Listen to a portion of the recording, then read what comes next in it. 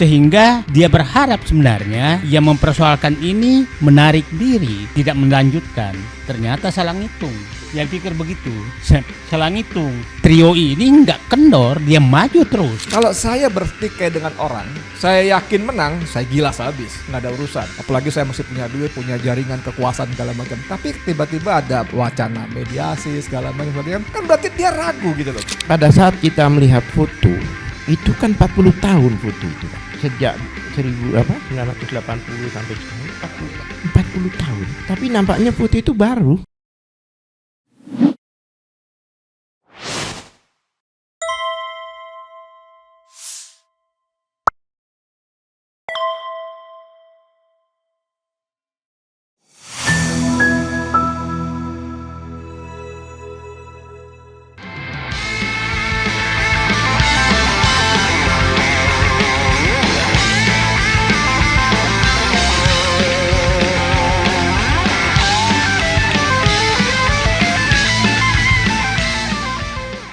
Assalamualaikum warahmatullahi wabarakatuh.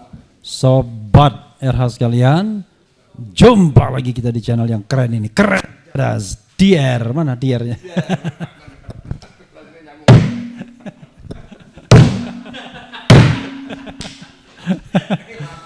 Keren Cadas. Yang punya tempat, nggak apa-apa, meja murah juga ini. Jadi ada pemilik tempat komplain ya. Jadi saudara sekalian, kita ingin bicara tentang perkembangan terakhir kasus ijazah palsu. Jadi bapak-bapak semua, saya deklarasi kalau saya sekarang menjadi penasihat hukum dari RRT, ya, Roy, Rismond dan Tifa. Biar tidak ada dusta di antara kita kan.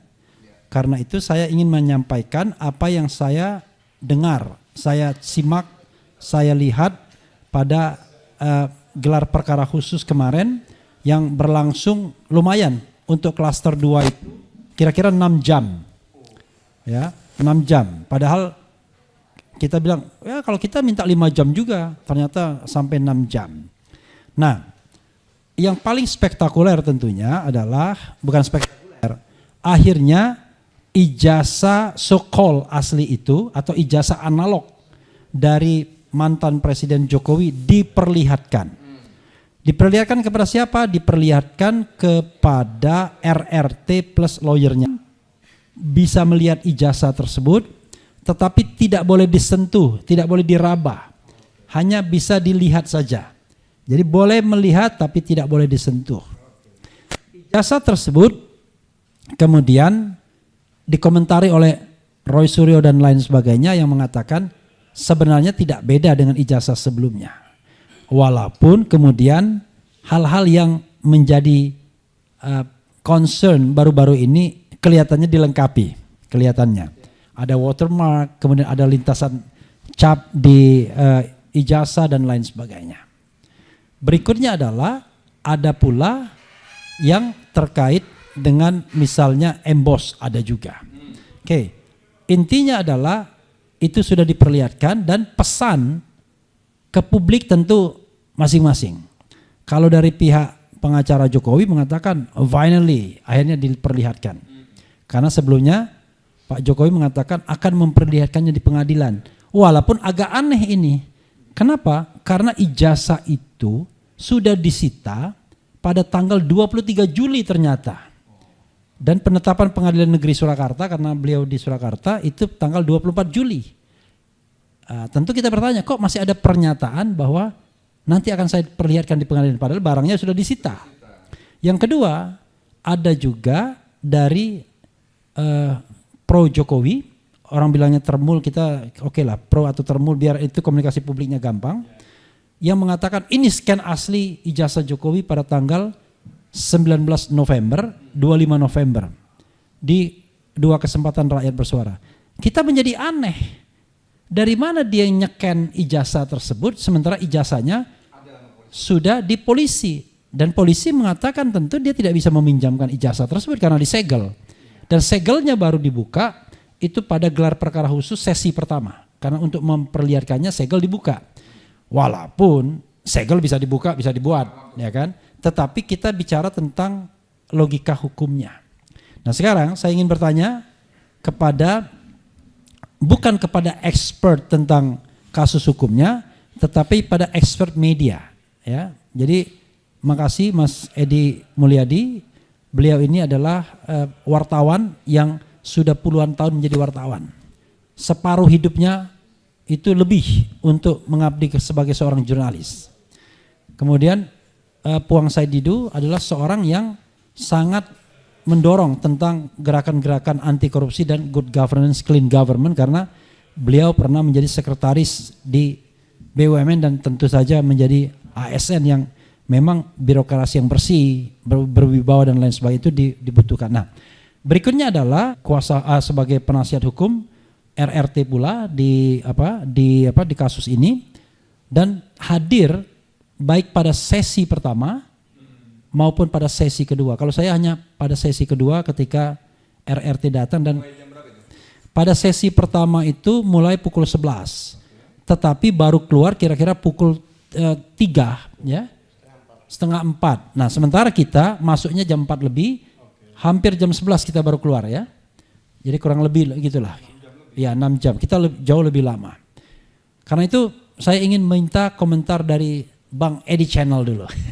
Silakan Bang Edi Channel dari aspek komunikasi.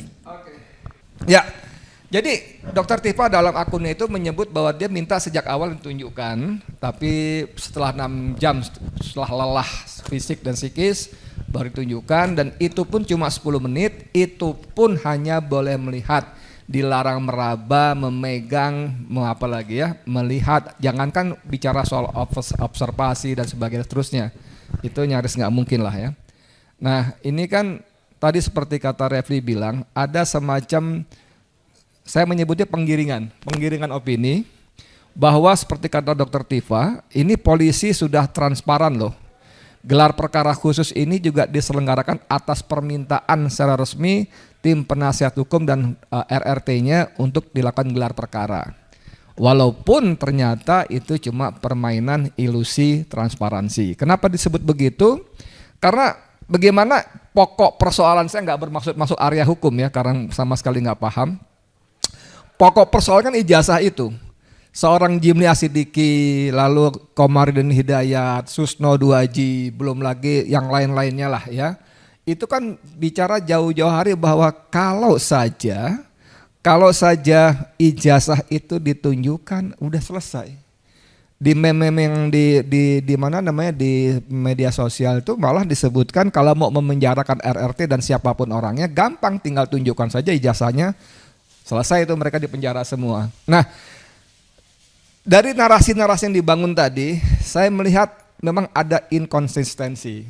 Masih ingat ketika para termul Projo ya, yang dipimpin oleh mantan Mensosmenkop, bukan Mensosmenkop itu si Budi Ari dengan azwannya datang ke sana, lalu mereka katanya di ruang tamu ditunjukkan ijazahnya, dan kemudian dia pada wartawan, kami ditunjukkan itu asli gitu. Gimana caranya Jokowi bisa menunjukkan ijazahnya kalau ijazahnya sejak tanggal 23 Juli kata Bung Al-Katiri tadi sudah ada sama polisi. Ya, bukan kata Al-Katiri tetapi kata polisi yang di GPK. Ya. Diingatkan lagi sama beliau tadi. Saya lupa arsip filenya. Al-Katiri ingatkan sejak tanggal 23 Juli sudah sama polisi. Jadi bagaimana itu ijazah simsalabim bisa mundar-mandir gitu kalau benar-benar ditunjukkan. Padahal barangnya ada di tangan polisi. Jadi bagaimana inkonsistensi. Ketika ada di acara talkshow polisi juga katanya ditunjukkan ijazah aslinya di televisi itu. Jadi hal-hal seperti ini yang dipaksakan pada publik, bukan kepada RRT. Kalau RRT udah finish, seperti kata Dr. Tifa, ini persoalan bukan persoalan ijazah asli atau palsu lagi. Buat kami, kata Dr. Tifa, buat saya Dr. Tifa, dia bilang persoalan ijazah asli sudah tuntas, sudah kami tuangkan based on science ya, dengan buku yang dahsyat itu 702 halaman itu ya, Jokowi White Paper. Tapi seperti kata Bung Refli tadi, ini ada upaya bagaimana polisi khususnya menggiring opini publik, ijazahnya ada dan asli dan sudah kami tunjukkan kepada RRT. Yang walaupun kata Dr. Tifa, saya harus beradu dengan puluhan kepala Saya nggak tahu gimana kejadiannya tuh. Kalau dideskripsikan, apakah berdesak-desakan begitu? Itu ijazah taruh di meja gitu. Iya, saya terangkan sedikit ya. Jadi ijazah itu ditaruh di meja pimpinan. Kita tahu bahwa meja pimpinannya itu di sudut meja kan itu panjang kan? Itu hanya ada 3 kursi. Nah itu di sudut di sayap sebelah kanan. Jadi di kursi kalau dari kiri kursi ketiga.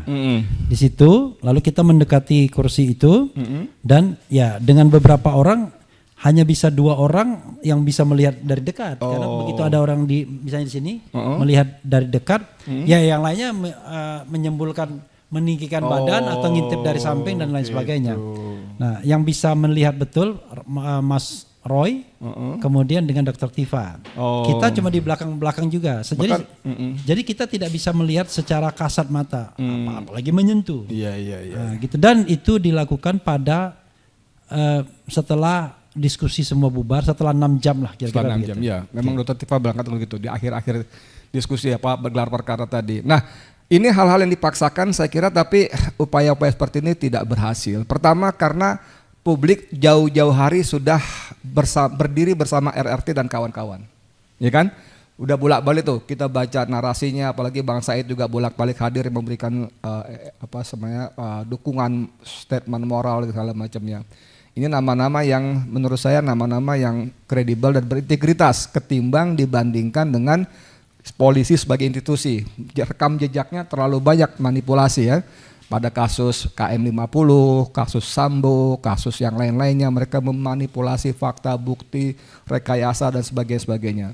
Yang kedua, publik juga sudah percaya betul bahwa orang-orang yang disebut termul, projomo segala macam itu hanya bayaran, relawan kekuasaan. Dan ini semakin nyata ketika terjadi bencana di Sumatera. Mereka tidak tampak sebagai relawan bencana karena mereka memang konsentrasinya relawan kekuasaan. Ini membuat kualitas informasi dari mereka itu diabaikan. Kalau kita di media tuh kan dulu kan pemberi keterangan itu kan punya otoritas. Otoritas itu ditentukan dari beberapa hal. Pertama keilmuannya atau kepakarannya, kedua posisinya, jabatannya, kedua pengalamannya, rekam jejaknya. Nah, pada mereka ini rekam jejaknya rekam jejak yang sudah sama sekali nggak bisa dipercaya. Dan pada titik ini saya kira RRT, para penasihat hukumnya dan yang lainnya 5 tersangka lain ini jauh lebih kredibel sebagai sumber informasi. Jadi jungkir balik informasi yang mereka sampaikan, saya rasa akurasinya, kredibilitasnya sangat rendah kalau nggak mau disebut 0. Begitu. Sementara, makasih. Nah, ya oke. Itu dari manusia jin buang anak. Sekarang dari manusia merdeka. Manusia merdeka, saya ingin tanya soal yang namanya prinsip good governance, clean government. Dalam melihat kasus ijazah ini, mbok ya ditunjukkan kok baru terakhir aja ditunjukkan setelah ribut sana, ribut sini, kriminalkan sana, kriminalkan sini. Finally ditunjukkan juga. Tetapi tidak boleh diraba, kemudian tidak leluasa juga melihatnya, kemudian ditunjukkan pada saat terakhir, bukan di awal ketika orang masih fresh dan lain sebagainya. Silakan. Saya ingin ini aja bahwa pertanyaan selalu di kepala saya, apa sih tujuan Joko Widodo menyembunyikan ijazahnya? Karena sudah berapa orang masuk penjara hanya gara-gara tidak mau menunjukkan ijazah. Nah, sehingga membuat gaduh sudah berapa tahun nih? Sudah 5 tahun kira-kira. Dan berapa orang masuk penjara. Nah, yang kedua, sepertinya memang Presiden Jokowi ini main tarik ulur, ngancam gitu loh. Ngancam kepada orang yang mempersoalkan ijazah. Sehingga tarik ulur terus. Nah, sehingga dia berharap sebenarnya yang mempersoalkan ini menarik diri, tidak melanjutkan. Ternyata salah ngitung. Dia pikir begitu. Dia pikir begitu. Salah ngitung. Trio ini nggak kendor, dia maju terus gitu kan. Dia maju terus. Nah, sehingga menurut saya menunjukkan ijazah kemarin itu menimbulkan 3 pertanyaan sekaligus. 1, Mungkin saja ijazah itu memang asli dibikin, tapi pertanyaannya dibikin tahun berapa? Di mana? Siapa yang bikin? Jadi nggak menyatakan ada embosnya, ada ininya. Yang pertanyaannya tahun berapa dibikinnya? Itu kan menimbulkan kapan dibikinnya? Siapa yang bikin? Karena itu yang simpang siur sampai sekarang. Yang kedua, apakah ijazah yang ditunjukkan itu sama dengan yang digunakan pada saat mendaftar wali kota dan gubernur dan presiden? Nah, ini kan saya yakin kalau itu memang ijazah itu asli, tapi bikinannya tidak asli, tidak sesuai dengan tahun lulusnya. Nah, itu yang menjadi problem nanti. Nah, itulah saya berharap bahwa ini tidak bisa bahwa forensiknya itu tidak bisa kalau bukan forensik yang netral, bukan forensik dari polisi. Nah, kalau forensik dari polisi ya kita, nah karena pasti kita menimbulkan pertanyaan, ini kapan dibuat, di mana dibuat, siapa yang buat, dan apakah ijazah itu bersamaan dibikin dengan teman-temannya yang lulus tahun 85. Nah kalau satu ketebuhan saja, maka selesailah barang itu. Yang kedua, apakah ijazah yang dimunculkan itu sama dengan yang digunakan pada saat mendaftar? Kalau umpamanya, ya ini kan 3 masalah. Umpamanya tahunnya sama dengan mahasiswa lain persis sama, maka pertanyaan kedua, apakah ijazah itu yang digunakan untuk mendaftar pada saat wali kota, gubernur, dan presiden? Ya. Nah, salah satu saya terbukti salah, selesai permainan. Ya. Nah, jadi, ancaman-ancaman akan saya tunjukkan di dalam sidang itu saya pikir adalah yang mengancam seakan-akan. Nah, tapi ternyata untuk membuat teman-teman yang melaporkan ini kendor. Ternyata tujuan itu tidak tercapai, dan anggaplah maju ke pengadilan. Nah, itu banyak sekali ruang karena yang dianalisis oleh teman-teman ini adalah yang dipublish oleh yang mengaku bahwa ini ijazah asli. Artinya tidak pernah menyentuh ijazahnya Jokowi. Kenapa dianggap merusak nama baik? Nah, pengamatan saya nggak ngerti hukum, tapi lucu juga. Kalau memang yang dianalisis itu bukan ijazahnya Jokowi, kenapa Jokowi marah? Ya kan? Nah, kalau itu ijazahnya Jokowi, artinya kalau dia marah, artinya yang dianalisis itu adalah ijazahnya, betul ijazahnya Jokowi, ya kan? Karena dia marah.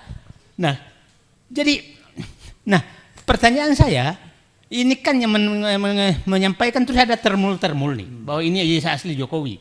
Yang itu kan yang dianalisis teman-teman. Tapi kenapa Jokowi yang marah?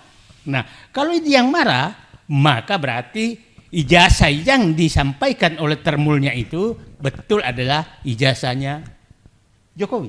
Nah, sehingga apakah ijazah yang ditunjukkan kemarin di Polda itu sama dengan yang ditunjukkan oleh termul? Kalau sama dengan ditunjukkan termul, artinya teman-teman RRT ini sudah punya fakta bahwa itu palsu. Ya kan, fakta ilmiah secara palsu, tinggal bantah aja ilmiah juga bahwa itu tidak palsu. Tapi kalau itu berbeda, artinya termul yang ini harus kena sanksi karena dia yang bikin gaduh, ya kan, menyebarkan berita bohong. Tapi faktanya kami tidak pernah mendengar bahwa polisi memanggil mereka. Nah, belum pernah memanggil mereka. Nah, ini saya pikir ini persoalan yang sebenarnya kalau memang palsu maka semakin maju semakin terjebak, ya kan? Kalau itu asli tapi berbeda dengan yang digunakan pada saat mendaftar, itu juga semakin terjebak. Nah, menurut saya mungkin kurang menghitung, pikirannya itu sama dengan yang lama yang dimasukkan penjara karena ini. Nah, yang menarik itulah adalah saya melihat juga bahwa memang ini ada upaya Pak Jokowi membelokkan tentang ijazah palsu karena tuntutannya adalah perusakan nama baik. Ya bukan pemalsuan ijazah. Nah, ini kan ada pembelokan ke sana gitu kan. Nah itu Sehingga tuntutan kepada teman-teman, tuntutan pasal perusakan nama baik. Nah, jadi itu saya pikir saya ini kalau nggak salah ini semakin maju kalau memang itu adalah ijazah asli dan dibuat tahun yang sama dan sama dengan ijazah teman-temannya, tapi berbeda dengan yang dipakai mendaftar, maka selesai barang itu. Kalau ijazah itu dibikin tidak sama dengan yang lain, maka itu 2 kali barang ini selesai. Jadi kita tunggu saja perkembangannya. Terima kasih.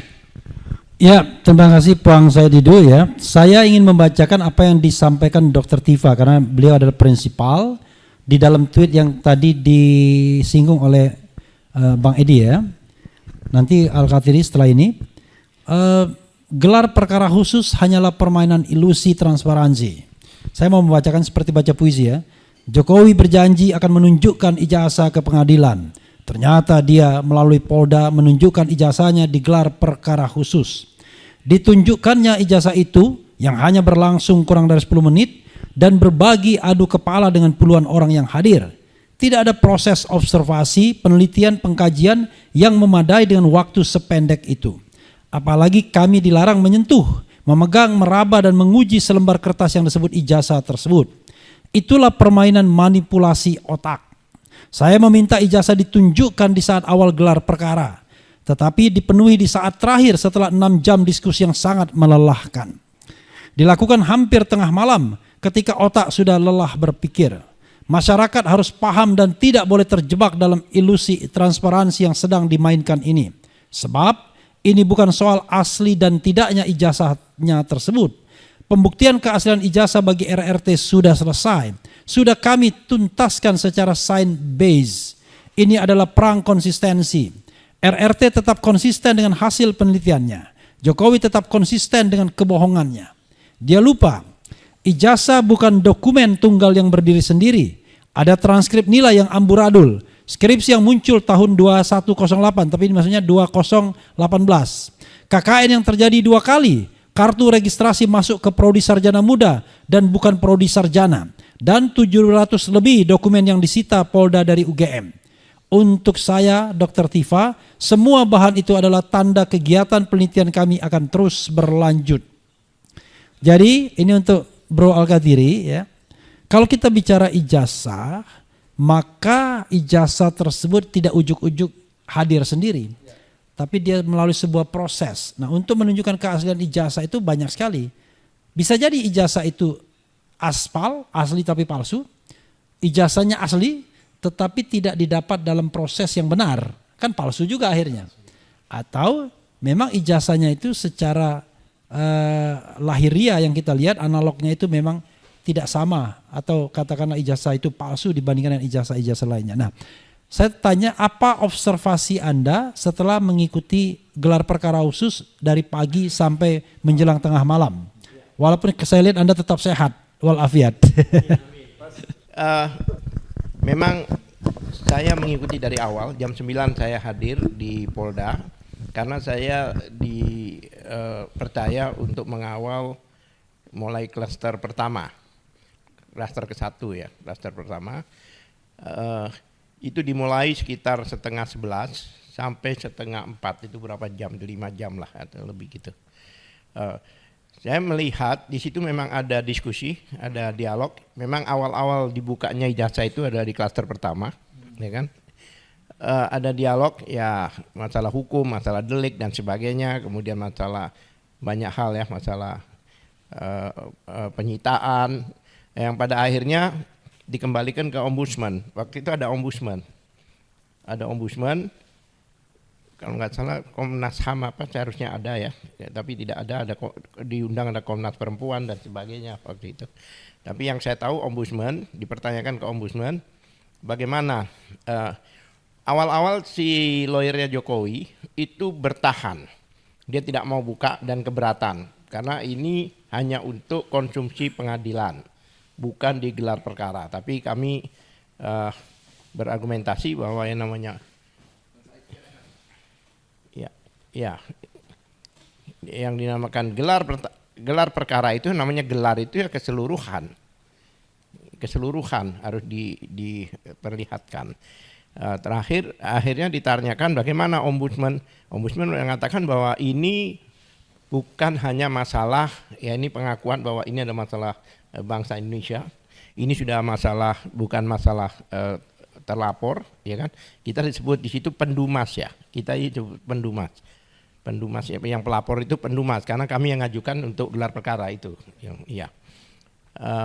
Ini bukan masalah. Oke, to the point. Pada waktu kami melihat langsung ditunjukkan di situ. Saya ada di depan, ya kan? Saya di depan situ karena saya mewakili salah satu tersangka yang tidak hadir. Jadi saya mewakili, saya lihat di depan. Memang saya melihat agak aneh ya di situ itu ada ijazah itu. Yang jelas seperti ijazah itu tidak, kita kan biasanya ijazah itu kan tebal ya, tebal. Tapi itu tipis saya lihat. Saya melihat ya kan, memang tidak boleh nyentuh dan banyak ada beberapa orang yang mau foto ya dilarang. Anda dari mana? Anda dari mana? Takut dari internal. Dari eksternal maksud saya, dari luar. Ternyata dari polisi juga nggak boleh foto. Kemudian tidak boleh menyentuh. Ya, kami melihat, ya ada keanehan di situ. Memang itu foto yang selama ini kita lihat itu, yang dikaji, yang diperiksa atau diteliti oleh kawan-kawan dengan Rismond dan sebagainya itu memang itu foto itu. Jadi apa yang selama ini diuji oleh mereka memang itu. Persis itu. Ya. Yang menarik otomatis dong kalau kita mau melihat sesuatu ini benar atau tidak, asli atau tidak, produk dari UGM atau tidak, kita mempertanyakan dokumen pembanding, ijazah pembanding. Kami menanyakan ijazah pembanding. Ada 13 ijazah pembanding. Di situ. Tapi mereka tidak berani membuka. Tidak dibuka. Makanya tidak ditambahkan. Dengan alasan belum izin pemiliknya. Dan namanya gelar seharusnya pemiliknya dihadirkan dong. Iya kan? Supaya terang. Ada 13. Nah, makanya kami tidak berani mengatakan bahwa itu asli dan sebagainya sebelum melihat kawannya seperti Bang Said Didu katakan tadi. Ada 13 itu pembandingnya. Nah, itu statement dari memang itu rekomendasi dari ombudsman bahwa ini sudah masalah bangsa Indonesia, ini maka harus dibuka di sini, hanya dibuka. Nah, pembukaan segel itu sangat formal ya, jadi betul disegel, ayo digunting bareng-bareng, ya kan, di hadapan kita, karena itu sudah dibungkus oleh laboratorium Ledford menurut mereka. Nah, kemudian hal-hal lagi yang saya boleh tambahkan, kenapa demikian? Buat kami sebagai lawyer, hal ini belum selesai. Karena ijazah itu kan tidak sendirian. Ijazah itu kan punya proses. Ada KRS, kemudian hasil studi, ada skripsi, ada yudisium dan sebagainya seperti yang pernah kita ajukan ke PPID UGM. Nah, itu juga kami akan ke depan nanti kami akan tanyakan apakah itu bisa dihadirkan atau tidak. Ya, yang menarik lagi, Ibu Tifa bilang bahwa Ibu Tifa tidak akan tadi disampaikan oleh Bang Refli, tidak akan mau melanjutkan sebelum ijazahnya maupun laporannya ditunjukkan. Ini menarik ini, laporannya ditunjukkan. Ya, hanya ditengahi oleh Bang Refli. Karena polisi nggak mau mengatakan ya gentleman agreement aja, nanti setelah Bu Tifa jelaskan mohon ditunjukkan. Ini ada juga yang mereka itu agak keberatan untuk kita melihat laporannya. Karena Jokowi berkali-kali mengatakan kami melaporkan peristiwa bukan orang. Kemudian katakan dia nggak tahu yang pasal yang hukumannya 32 yang 8 tahun dan 35 yang 12 tahun itu. Ya kan? Itu dikatakan ya bukan dia yang melaporkan itu. Sehingga kita meraba-raba siapa sih yang melaporkan itu. Apakah itu merupakan tambahan dari kepolisian atau dari beberapa orang yang melaporkan. Ternyata yang melaporkan dengan pasal-pasal itu Jokowi. Bohong lagi berarti dia. Laporannya Jokowi yang melaporkan dengan pasal-pasal yang untuk persyaratan penahanan itu. Sedangkan yang lain-lain itu ya 160, kemudian 28 ayat 2 dan sebagainya, 31. Jadi Jokowi itu 31 pencemaran nama baik itu 31, 310, 311, 27A. 27A itu adalah lex spesialis dari 310. Jadi kalau penghinaan itu melalui media elektronik itu masuk ke 27A. Itu diatur seperti. Nah, kita juga kaget. Nah, selama ini dikatakan ada dua hal, dia tidak melaporkan dengan pasal-pasal IT itu yang 32 dan 35. Yang kedua, dia juga tidak melaporkan orang, tapi peristiwa. Tapi faktanya polisi itu the point aja, manggil si A, si B, si C, si D. Kan nggak mungkin si A, si C, si B kalau itu peristiwa. Terima kasih. Mungkin dilanjutkan, Bang. Yang jelas ini complicated ya. Kenapa complicated? Karena publik sebenarnya sedang dengan berbagai macam informasi yang kemudian akan menghilangkan fokus. Padahal fokusnya dari awal adalah apakah Pak Jokowi memiliki ijazah asli atau tidak. Itu saja. Tapi sekarang informasi yang berseliweran banyak sekali. Nah, kalau dari awal ditunjukkan barangkali permainan atau kasus ini jauh lebih mudah untuk diselesaikan. Tapi sekarang sudah menersangkakan orang. Nah, yang menarik dari tadi penjelasan Pak Al-Katiri tadi adalah tiba-tiba muncul pasal 32 dan 35. Mas Edi dengan Puang. Ya, Puang Saididu. Ini aneh. Saya sampaikan ke dalam digelar perkara khusus tadi. Pasal 35 itu intinya adalah mengedit dokumen seolah-olah dokumen itu menjadi otentik. Artinya dokumen yang sebelumnya tidak otentik menjadi otentik. Nah, hukumannya itu 12 tahun penjara. Ada dua hal yang saya sampaikan. Kalau begitu memang benar konfirmasi dokumennya itu tidak otentik, kan satu ya kan? Diubah jadi otentik dan itu menguntungkan Pak Jokowi jadinya. Berarti RRT itu mendukung Pak Jokowi menjadikan dokumen itu seolah-olah otentik. Padahal faktanya tidak pernah RRT mengatakan bahwa ijazah Jokowi itu asli atau identik atau otentik. Yang benar adalah ijazahnya itu palsu. Maka pasal 35 dikenakan kepada RRT apa dasarnya? Itu satu. Disampaikan juga pasal 32. Pasal 32 itu merusak dokumen publik atau dokumen privat. Intinya adalah dokumennya tadinya A, setelah dirusak menjadi A aksen atau menjadi B menjadi C. Yang jelas dokumen pertama dan dokumen terakhir itu berbeda. Nah, saya sampaikan pada waktu itu, ini kan tidak, the first dokumennya sama, kemudian the resultnya juga sama. Karena dalam proses untuk menguji dokumen tersebut memang mereka melakukan berbagai kegiatan processing, ya kan? Tetapi jelas ya tetap balik kepada tidak ada dokumen baru yang ditampilkan oleh Roy Suryo, Rismon untuk melakukan public deception, untuk membohongi publik, kan begitu. Sehingga pasal 32 aneh juga.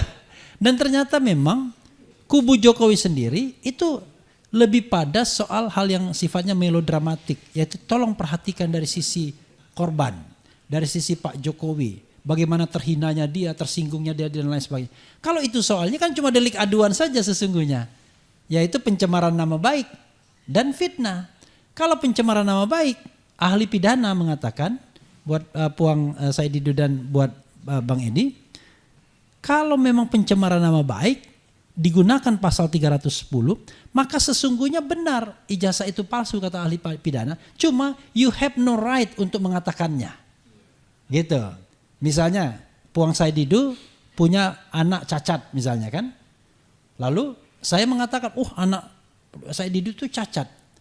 Faktanya benar, tetapi itu pencemaran nama baik. Karena I have no right untuk mengatakannya. Tapi dalam kasus ini, Dr. Tifa, Roy Suryo, dan Rismon punya hak sebagai warga negara karena berkaitan dengan dokumen publik, kepentingan publik. Sehingga kita semua punya hak untuk mengatakan bahwa ijazah Jokowi palsu. Tadi saya baru wawancara dengan Rocky Gerung mengatakan ini warga negara bertanya kepada kepala negara. Karena kasus ini dari lama sesungguhnya, dari ketika dia menjadi kepala negara. Karena itu menggunakan pasal 310 KUHP yang akan berakhir ini, itu sama saja ada pengakuan bahwa memang dokumennya palsu, bermasalah. Lalu pasal 311 fitnah. Fitnah itu terbalik, dokumennya asli, tapi kemudian dikatakan palsu, itu fitnah. Ya kan? Tetapi untuk sampai pada tahap bahwa Anda itu memfitnah saya, bukan begitu. Harus ada putusan pengadilan yang berkekuatan hukum tetap bahwa itu adalah ijazah asli. Karena itu seharusnya proses di Bareskrim itu yang lebih dahulu. Ada pembuktian bahwa ijazah itu asli by court decision. Harusnya begitu. Sehingga barulah legitimate mereka untuk ditersangkakan. Karena kita bicara tentang due process law, kita bicara tentang proses hukum. Kalau kita bicara tentang proses administratif, ya kita bicara musyawarah mufakat, kemudian melihat dan lain sebagainya. Tetapi once Anda ingin mempidanakan seseorang dengan dasar fitnah, maka materi fitnah itu harus dibuktikan terlebih dahulu. Kan begitu? Nah ini kita tidak tahu, sampai kita melihat pun kita masih ragu apakah itu ijazah asli Jokowi atau tidak.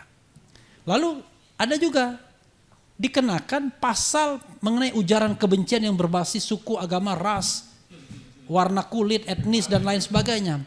Kita katakan pada waktu itu, yang kita permasalahkan ijazah, bukan Pak Jokowi. Ijazah itu tidak punya suku, tidak punya agama, tidak punya ras, tidak punya warna kulit, tidak punya nyawa, bahkan tidak punya hati juga. Oh, hati sama aja. Kok tiba-tiba dikenakan pasal tersebut? Lalu dikenakan juga pasal 27A sama. 27A itu adalah pencemaran nama baik. Artinya pengakuan dong, memang itu terjadi.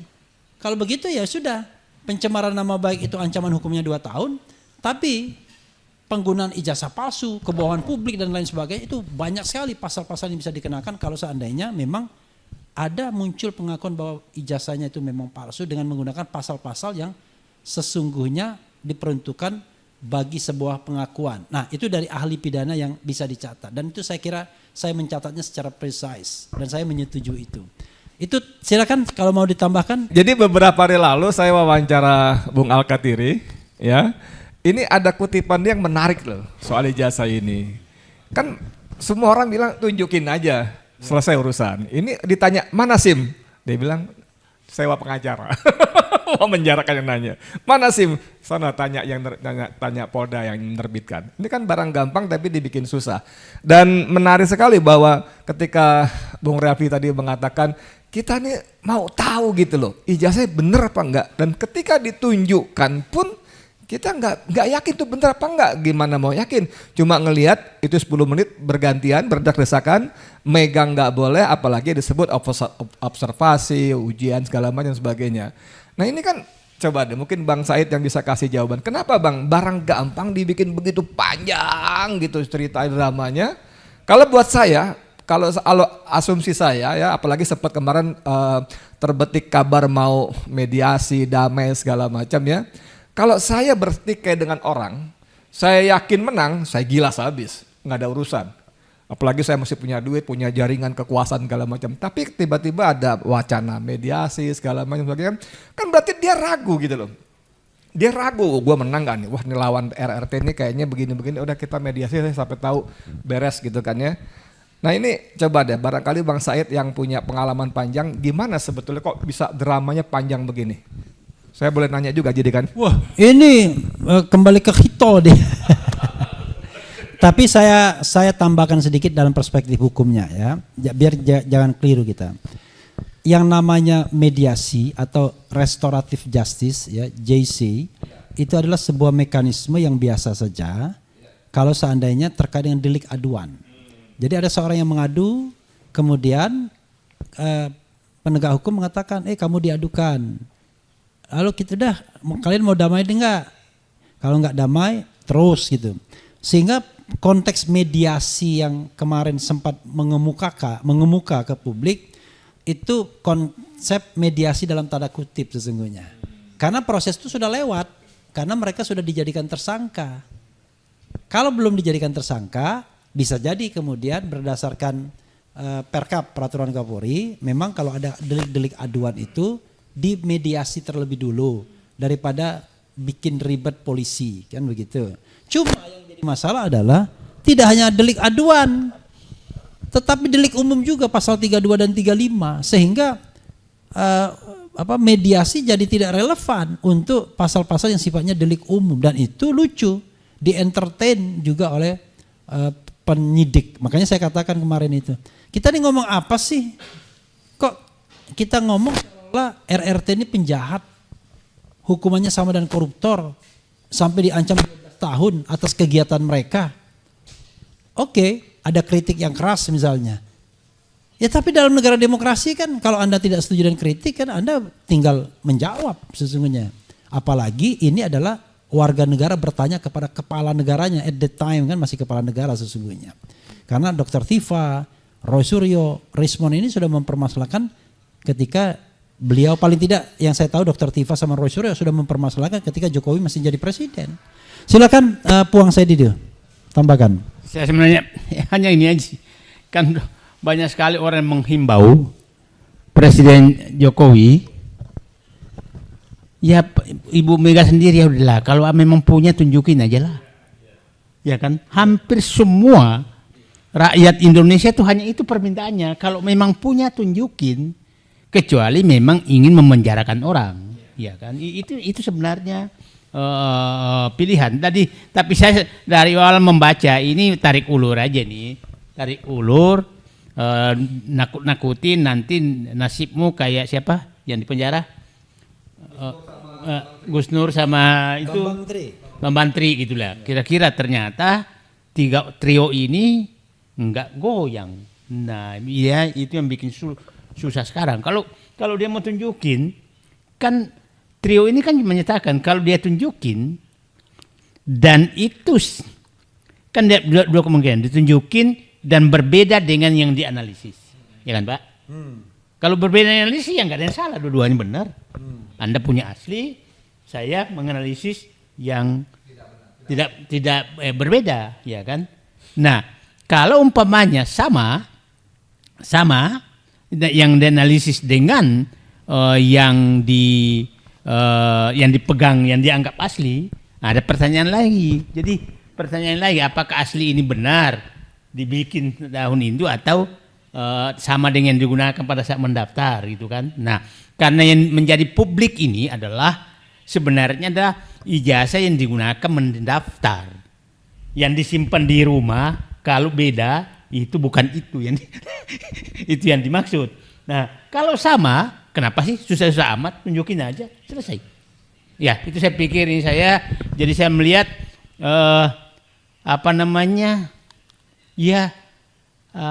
jiwa ikhlas mengemukakan kebenaran itu hilang dari Joko Widodo gitu loh. Itu yang hilang. Oke, kalau memang benar ada gitu. Kalau itu tidak ada, artinya memang ingin menyembunyikan kebenaran. Itu aja, Pak. Oke, masing-masing 1 menit closing statement ya. Ya sekalian. Puang saya dulu cukup, kemudian cukup. Nah terakhir 1 menit ya. Closing statement. Ya closing langsung. Baiklah, ada tadi yang belum saya sampaikan. Pada saat kita melihat foto, itu kan 40 tahun foto itu Pak. Sejak 1980 sampai sekarang 40 tahun. Tapi nampaknya foto itu baru. Nampaknya baru. Saya pikir foto 20 tahun aja udah usang ya, udah ya. Foto ijazah, maksudnya foto ijazah. Foto yang ada di dalam ijazah itu. Itu kayaknya bukan foto, kalau 40 tahun kayak nggak mungkin gitu loh. Ya itu yang kita yakin bahwa ijazah yang dimaksud bukan itu sebenarnya.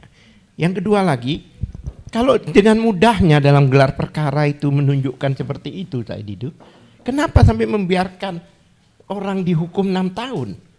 Kalau itu ditunjukkan pada saat di pengadilan waktu itu kan selesai. Tapi pada waktu pengadilan yang dakwaannya, bukan putusannya, dakwaannya itu kebohongan yang menimbulkan kerusuhan ya, keonaran, itu kan kalau orang katakan bohong, aslinya gimana? Aslinya mana? Itu ditunjukkan ijazah, tapi ijazah fotokopi. Padahal dalam perdata pun, kalau dalam persidangan, meskipun fotokopi dileges, aslinya harus dihadirkan. Apalagi ini menyangkut nasib orang. Ya makanya jadi saya meragukan dengan gelar di tengah ditunjukkan. Kenapa tidak ditunjukkan pada waktu sidang Bambang Ti dan Gus Nur, yang mana menyebabkan 2 orang warga negara dihukum 6 tahun. Oleh sebab itu mudah-mudahan dengan percepatan reformasi ini memang benar-benar efektif dan dilakukan dengan profesional dan proporsional, sehingga kepolisian ke depan ini bisa kembali ke kitosnya, kembali ke arah kiblat bangsa. Terima kasih. Ya, sobat dan sekalian, terima kasih kepada 3 narasumber yang kelihatannya sudah mulai terburu-buru akan pergi. Karena itu, wassalamualaikum warahmatullahi wabarakatuh.